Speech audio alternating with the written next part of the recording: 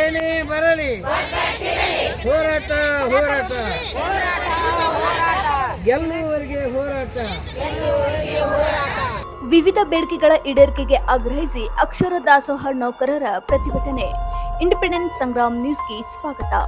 July 10 scheme ನೌಕರರ ಕರಾಳ ದಿನಾಚರಣೆಯ ಅಂಗವಾಗಿ ಕರ್ನಾಟಕ ರಾಜ್ಯ ಅಕ್ಷರ ದಾಸೋಹ ನೌಕರರ ಸಂಘದ ಕಾರ್ಯಕರ್ತರು ವಿವಿಧ ಬೇಡಿಕೆಗಳ ಈಡೇರಿಕೆಗೆ ಆಗ್ರಹಿಸಿ ಒಂದು ದಿನ ಮುಷ್ಕರವನ್ನ ಧಾರವಾಡದ ಜಿಲ್ಲಾಧಿಕಾರಿಗಳ ಕಚೇರಿ ಎದುರು ಧರಣಿ ಸತ್ಯಾಗ್ರಹ ನಡೆಸಿ ಜಿಲ್ಲಾಧಿಕಾರಿಗಳ ಮುಖಾಂತರ ಸರ್ಕಾರಕ್ಕೆ ಮನವಿ ಪತ್ರವನ್ನ ಸಲ್ಲಿಸಿದ್ದಾರೆ.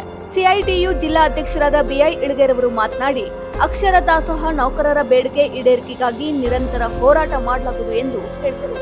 ಜಿಲ್ಲಾ ಪ್ರಧಾನ ಕಾರ್ಯದರ್ಶಿ ಮಹೇಶ್ ಪತ್ತಾರ್ ಅವರು ಮಾತನಾಡಿ, ಅಕ್ಷರ ದಾಸೋಹ ನೌಕರರು ಕಡಿಮೆ ಸಂಬಳಕ್ಕೆ ದುಡಿದು ಜೀವನ ನಡೆಸುತ್ತಿದ್ದಾರೆ. ಕೇಂದ್ರ ಮತ್ತು ರಾಜ್ಯ ಸರ್ಕಾರಗಳು ಅಕ್ಷರ ದಾಸೋಹ ನೌಕರರನ್ನ ಖಾಯಂಗೊಳಿಸಬೇಕು ಎಂದು ತಿಳಿಸಿದರು. ಜಿಲ್ಲಾ ಅಧ್ಯಕ್ಷರಾದ ಚೆನ್ನಮ್ಮ ಡೊಳ್ಳಿನ್ ಮಾತನಾಡಿ, ನಮ್ಮ ಶಾಲೆಯ ಹೆಡ್ ಮಾಸ್ಟರ್ ಹೇಳುವ ಎಲ್ಲ ಕೆಲಸಗಳನ್ನ ಮಾಡುವಂತೆ ಹೇಳುತ್ತಾರೆ. ಆದರೆ ಕಡಿಮೆ ಸಂಬಳಕ್ಕೆ ದುಡಿದು ಜೀವನ ನಡೆಸುವುದು ಕಷ್ಟವಾಗುತ್ತದೆ ಎಂದು ಹೇಳಿದರು.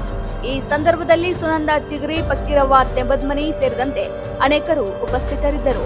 ಕರ್ನಾಟಕ ರಾಜ್ಯ ಅಕ್ಷರ ದಾಸೋಹ ನೌಕರರ ಸಂಘದ ನೂರಾರು ಕಾರ್ಯಕರ್ತರು ಇನ್ನಿತರರು ಈ ಪ್ರತಿಭಟನೆಯಲ್ಲಿ ಭಾಗವಹಿಸಿದ್ದರು. ಕರ್ನಾಟಕ ರಾಜ್ಯ ಬಿಸಿ ಊಟ ನೌಕರರ ಹೋರಾಟ ಇಡೀ ದೇಶಾದ್ಯಂತ ಇವತ್ತು ಕಪ್ಪು ಬಟ್ಟೆ ಹಾಕ್ಕೊಂಡು ನಾವು ಪ್ರತಿಭಟಿಸ್ಬೇಕಂತೇಳಿ ತೀರ್ಮಾನ ಮಾಡಿದ್ದೆವು. ಆ ದಿಶೆಯಲ್ಲಿ ಕರ್ನಾಟಕ ಧಾರವಾಡ ಜಿಲ್ಲೆಯ ಎಲ್ಲ ನೌಕರರು ಜಿಲ್ಲಾಧಿಕಾರಿ ಕಚೇರಿ ಬಂದು ಪ್ರತಿಭಟನೆ ಮಾಡಿ ಹೋರಾಟ ಮಾಡ್ತಾ ಇದ್ದೇವೆ.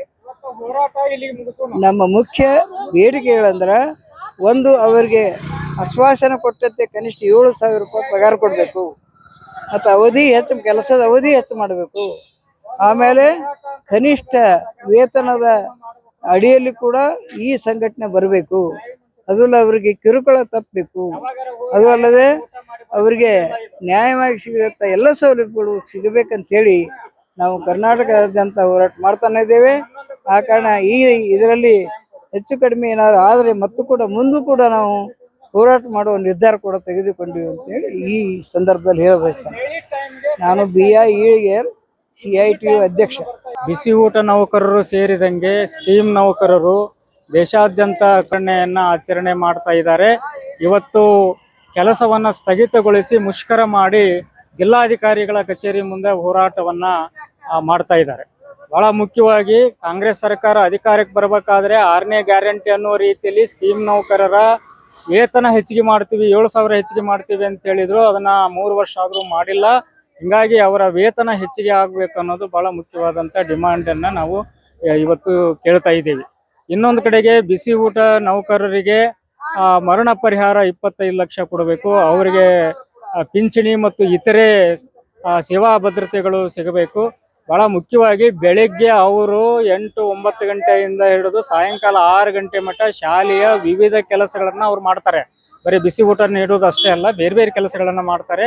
ಹಿಂಗಾಗಿ ಅವರ ಕೆಲಸದ ಅವಧಿ 4 ತಾಸು ಅಂತಂದೇಳಿ ಹೇಳ್ತಾ ಇದ್ದಾರೆ. ಇಲ್ಲ, ಅದನ್ನು 6 ತಾಸು ಅಂತಂದೇಳಿ ಆದೇಶ ಹೊರಡಿಸ್ಬೇಕು.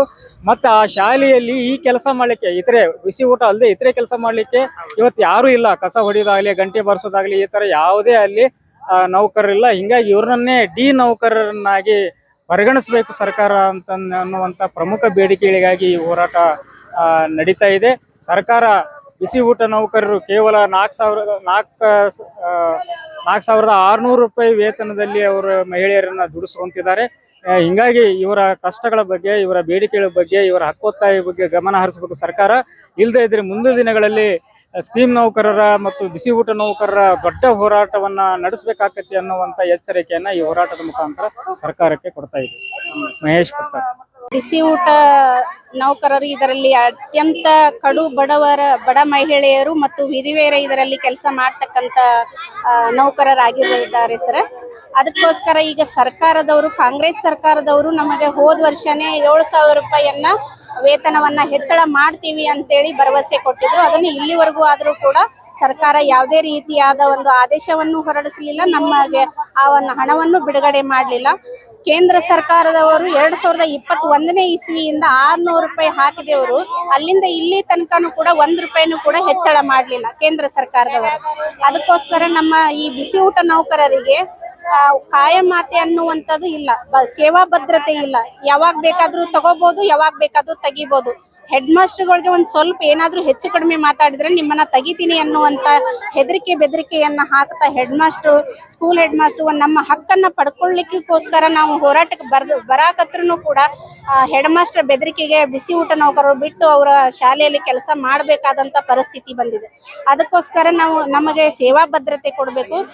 ಕೆಲಸದ ಸ್ಥಳದಲ್ಲಿ ಮರಣ ಹೊಂದಿದಂತವರಿಗೆ 25,000 ರೂಪಾಯಿಯನ್ನ ಕೊಡಬೇಕು. ಮತ್ತೆ ಅವರು 60 ವರ್ಷ ಕೆಲಸ ಆದ ರಿಟೈರ್ಡ್ ಹೊಂದಿರತಕ್ಕಂಥವ್ರಿಗೆ ಅವರ ಮನೆಯವರಿಗಿನ ಕೆಲಸವನ್ನ ಕೊಡಬೇಕು.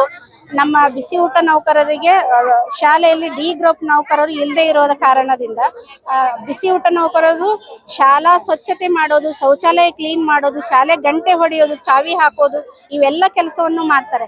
ಅದಕ್ಕೋಸ್ಕರ ಸರ್ಕಾರ ಡಿ ಗ್ರೂಪ್ ನೌಕರರಂತೇಳಿ ನಮ್ಮ ಬಿಸಿ ಊಟ ನೌಕರರನ್ನ ಪರಿಗಣಿಸಿ ಅದರ ತಕ್ಕಂತ ಸಂಬಳವನ್ನ ನಮ್ಮ ಬಿಸಿ ಊಟ ನೌಕರರಿಗೆ ಜಾರಿ ಮಾಡಬೇಕು ಅಂತೇಳಿ ನಾವು ಸರ್ಕಾರಕ್ಕೆ ಮನವಿ ಮಾಡ್ಕೊಳ್ತೀವಿ. ಚೆನ್ನಮ್ಮ ಡೊಳಿನ್ ಜಿಲ್ಲಾ ಅಧ್ಯಕ್ಷ. ಪಗಾರ ಹಾಕ್ತೇವಂತಾವ್ರಿ, ಹಾಕದಲ್ಲರಿ ನಮಗ ಬರೋದು ಇಷ್ಟ ಮಾಡೋದು ಹೋಗೋದು ಆಗೈತ್ರಿ ನಮ್ಗೆ. ಅದರಿ ನಮಗ ಬಾಳ ಅಂದ್ರ ಬಾಳ ಕಷ್ಟ, ಕೆಲಸನು ಬಾಳ ಐತ್ರಿ ಶಾಲ್ಯಾಗ್ರಿ. ಎಲ್ಲಾ ಬೆಳಗ್ಗಿಂದ 4 ಗಂಟೆ ತನಕ ಕೆಲಸ ರೀ. ನಮಗ ಒಟ್ಟ ಪುರ್ಸೋತಿರೋದಿಲ್ರಿ.